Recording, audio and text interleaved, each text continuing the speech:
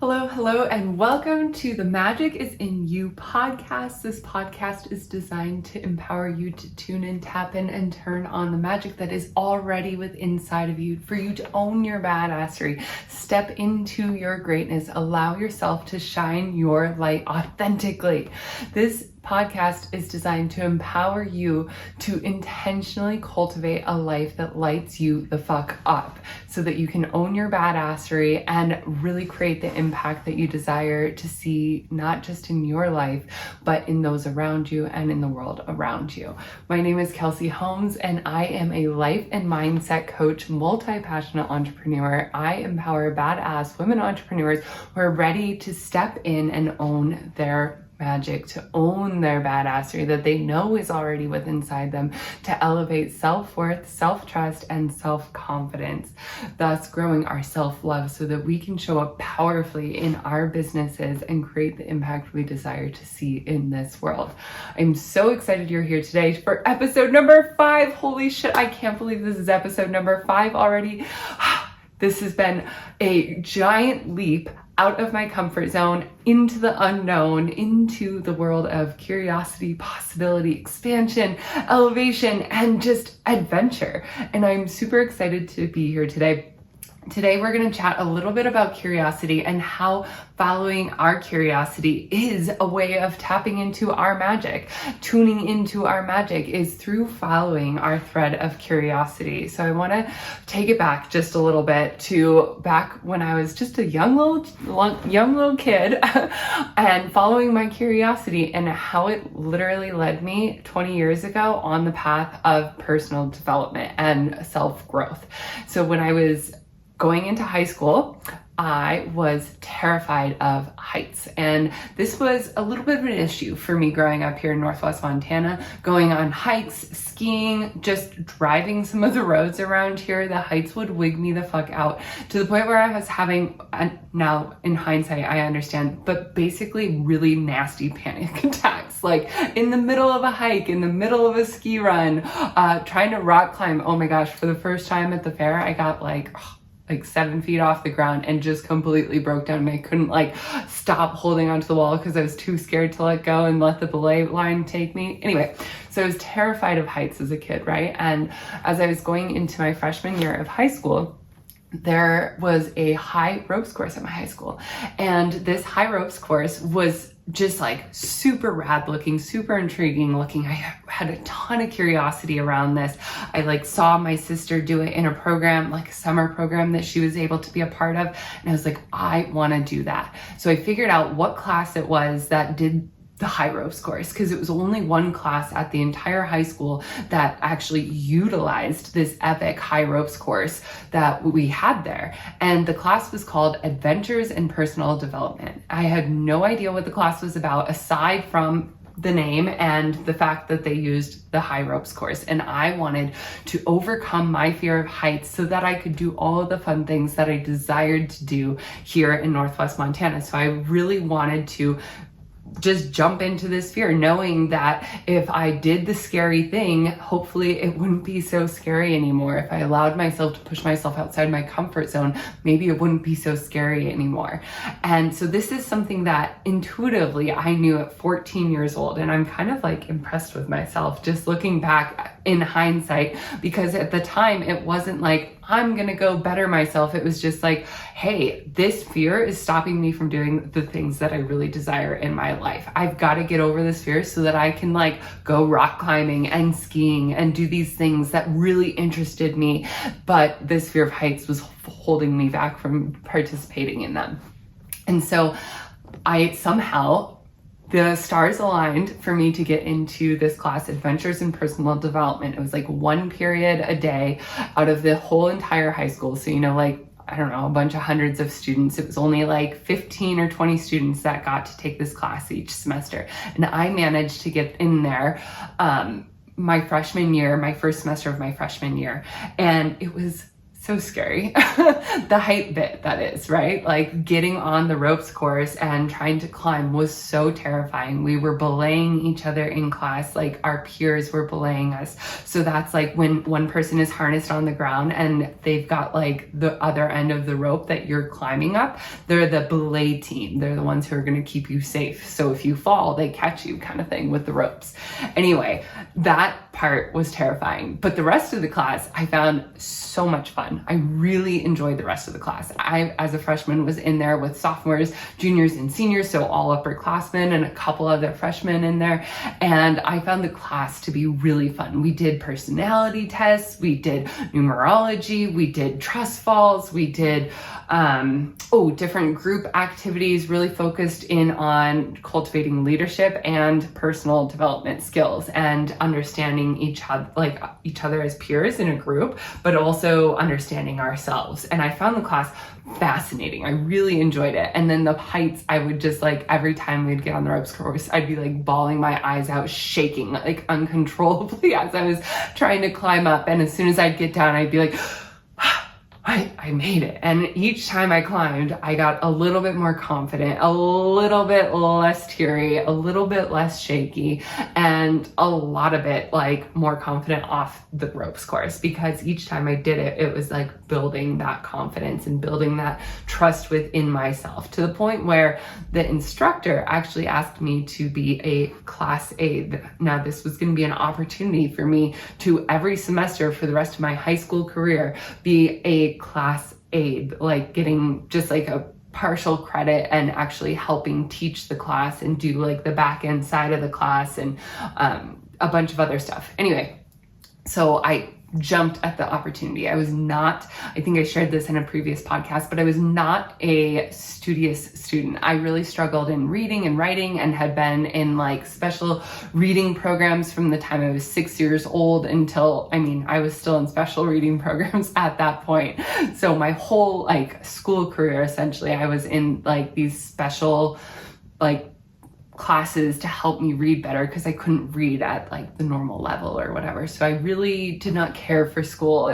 Felt like I was othered. It felt like I wasn't good enough. It felt like I wasn't smart enough. And so this opportunity to be a class aide for something that felt fun, something that felt like an adventure, something that felt like I was growing, like I was doing something on purpose, like that I was really like learning skills, and also like getting to climb on the freaking high ropes course at my high school and feel like a badass every time I got down because I knew I was facing my fear, and really like developing that confidence within myself. So I jumped at the opportunity and I got the class aide position, which only a handful of students like in the entire school, like 3 or 4 in the entire school, got to participate in, kind of thing. So super grateful for that. And come the next year, to just like share and showcase a little bit of how I developed through this, I was rigging the ropes course in the morning.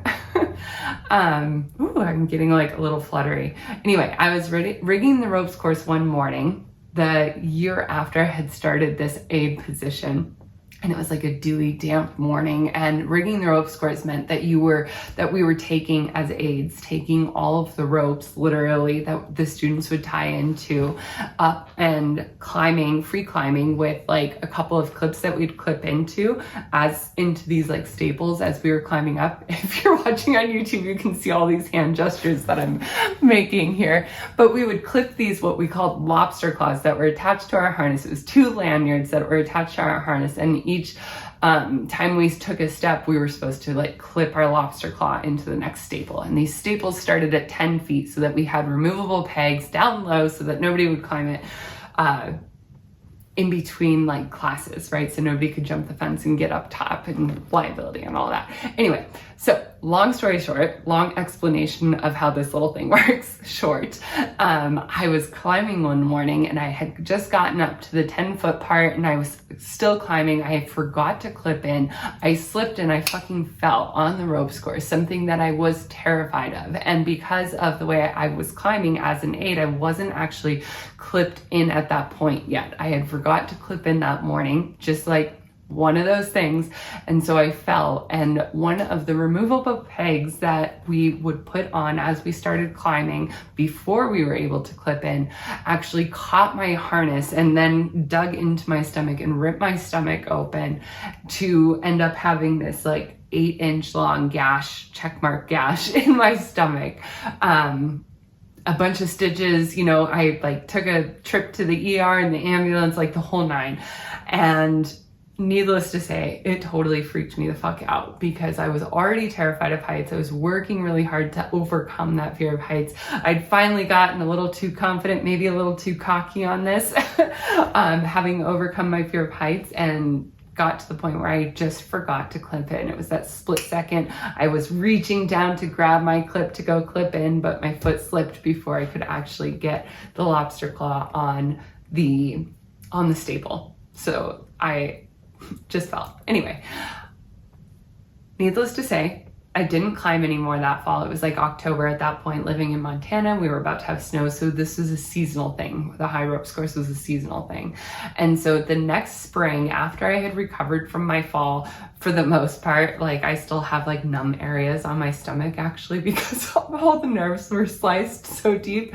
Anyway, after I had, for the most part, recovered from this pretty traumatic and what felt like gruesome fall, I got the opportunity once again to start over with my fear of heights by rigging the ropes course. And when I tell you I was holding that pole tighter than I've ever held anything in my entire life, I am not exaggerating. I was so scared. I was literally bawling my eyes out almost uncontrollably, like barely like able to see. It took a lot of like breathing each step to be able to see, and I was making sure I was clipping. You're damn sure I was making sure I was clipping in every step I took. And anyway, long story short, I got to the point where I continued to climb, where I continued to learn, where I continued to be smart. From that moment after I had fallen, I continued to go on to spend time in the backcountry of Wyoming and in the backcountry of the Yukon Territory in northern Canada with the National Outdoor Leadership School, and got an associate's degree in outdoor education and leadership, and did a bunch of climbing and all this stuff. And that time, which felt so shitty, so terrifying, so hard when I was 15 years old and had fallen on the ropes course and ripped my stomach open, felt like just so impactful at the time. But also like, I meant like horrifically impactful at the time. But in hindsight, it allowed me to learn lessons that I could have never learned any other way. Those 80 stitches or whatever I got in my stomach, I could have never learned these lessons any other way, like being so aware and so safety aware when I was going out climbing with friends, when I was taking clients out, when I guided ziplining and rock climbing in Alaska. I was so safety conscious when I'm on the ski hill, doing anything in the backcountry at this point, playing outside, and just being super aware and super cautious and super safety motivated when I'm doing this kind of work, because I know how fast an accident can happen. But not only that, but it also taught great lessons that I had already learned a number of times, because I grew up as a figure skater, and as a figure skater, you fall every fucking practice, like a gazillion times of practice, like hips and knees just black and blue all winter long because I was bruised as shit. But this, as well as skating, taught me that even though you fall, it doesn't mean you quit. Even though it hurts, doesn't mean you can't get better. Even though it felt like horrific and terrifying and super painful at the time, it doesn't mean I can't learn from it, I can't grow from it, I can't continue to get better at it. Just because I fall doesn't mean I don't get back up again. Those life lessons that from so long ago when we were kids, sometimes we forget about them until we take a moment to look back in hindsight with curiosity and check them out again. What can we learn now that we have the awareness that we have now at this, whatever age you are? What can those past life experiences teach you now? And can you pick up times in your life where you followed your curiosity and you allowed yourself to follow your curiosity, and it led to growth, it led to expansion, it led to adventure? Maybe it led to some big fucking falls. Maybe you fell flat on your face, but maybe it led you to different lessons that you couldn't have learned any way other than that. allow yourself to like think back to when you did follow your curiosity. Think back to when you did kind of follow that like little adventurous spirit within you, within your soul, within your heart that you were so excited about as a kid. Think back to those moments as a kid that felt magical, that felt exciting, that felt expansive, and like you wanted to go explore them. Because oftentimes those things that we wanted to do or were curious about when we were kids come back when we're adults, and it brings that magic back into our life. And even if it's not something that you're excited about anymore, even like as an adult now, if you're not excited about the thing that you like were so curious and so lit up by when you were a kid, but maybe just allow yourself to think curiously like a child, allow yourself to daydream, allow yourself to explore, and allow yourself to like kind of peek around with some curiosity. Like, what are you excited and curious about now? How can you take that childlike wonder, that childlike view, or that teenage like, I'm gonna fucking overcome this, like own my badassery kind of energy? How can you take that sense of curiosity into your life now? Where will your curiosity lead you? I have to tell you, a couple years ago, if I were, I suppose 3 years ago, if I were to be told about where I am now on a beautiful, expansive 4.5 acre property with a beautiful, stunning Airbnb / steel artwork and furniture showroom / workshop space, finished, complete, booked out with 15 5-star reviews and 2 camper pads, and doing art shows with epic steel artwork that's inspired by Montana, where I'm helping badass women truly claim and own their authenticity, own their badassery, build the self-trust, follow their curiosity, follow their light, own their magic. I don't even know if I would believe it. I would believe that I followed my curiosity. I would believe that so much could be possible, but how rapidly it's happened by just following the curiosity, following my desire, following my curiosity, and then also being able to freaking work at it, and also being able to get back up every single time I fell. Because I promise in the last few years, and well, just like every time or every year in life, right? There's gonna be falls, there's gonna be failures, there's gonna be like, shit, fell into the pit again. Now I have to climb back out and start over again. There's gonna be moments like that. But as long as we know that even though we fall, it doesn't mean we can't get back up again, right? Even though we fall, we get to get back up again. Even though we fall, we get to take control of our life again. We get to follow our curiosity again. We get to grow again. We get to follow the adventure again. So part of owning, tuning in, tapping in, and turning on your magic is to truly follow the thread of curiosity. Follow what lights you up. Follow what excites you. And this doesn't mean it has to be like an all-in jump off the cliff kind of thing, but just allow yourself to take a class. Allow yourself to explore some YouTube. Allow yourself to move your body in a new way. Allow yourself to learn something new. Allow yourself to explore yourself in a new way, and see where that leads you. See how that connects you to your magic. See how that connects you to yourself. And as you're building trust within yourself, following your curiosity, following your intuition, following your own adventure, see where it leads you. Because life's too short to not follow that curiosity. Life's too short to not create it intentionally. Life is too short to not be the intentional architect of your own life, where you can own your badassery, own your magic, shine your light, become the lighthouse for those that you want to impact in this world, in this life.